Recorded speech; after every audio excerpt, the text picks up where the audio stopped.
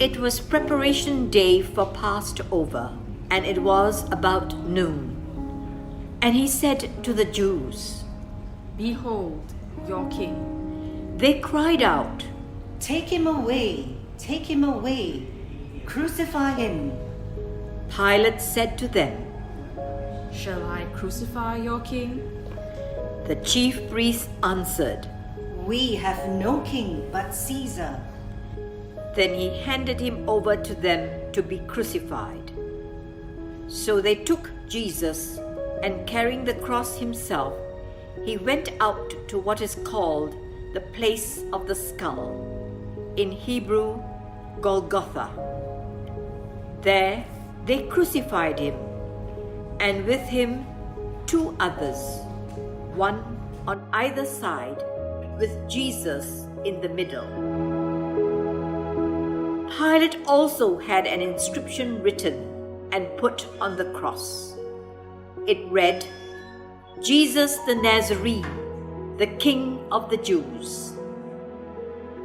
Now, many of the Jews read this inscription because the place where Jesus was crucified was near the city, and it was written in Hebrew, Latin, and Greek.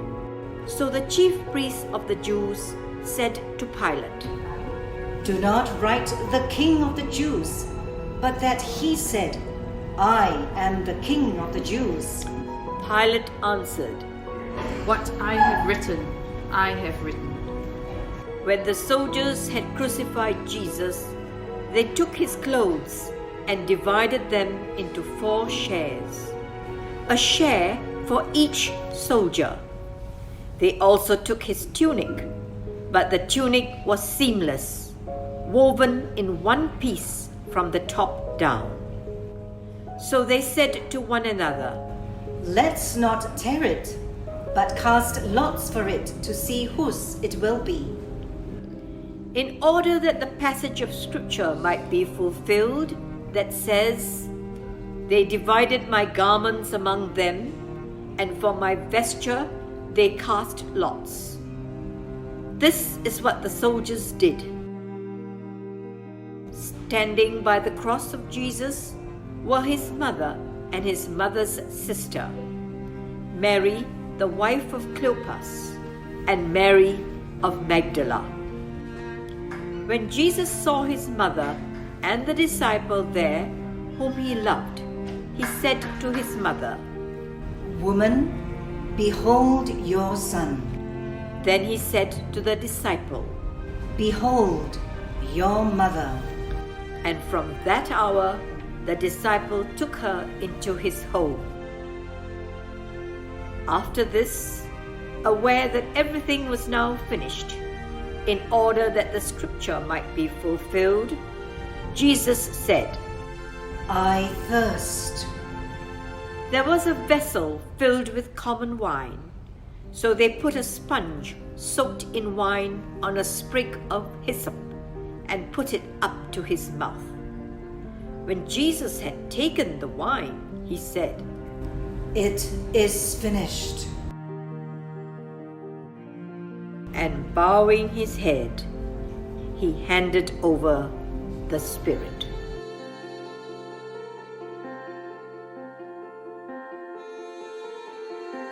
The cross is the hope of Christianity, and this is so because it reminds the world of the sacrificial love of Christ, which he expressed to humankind through his passion and death.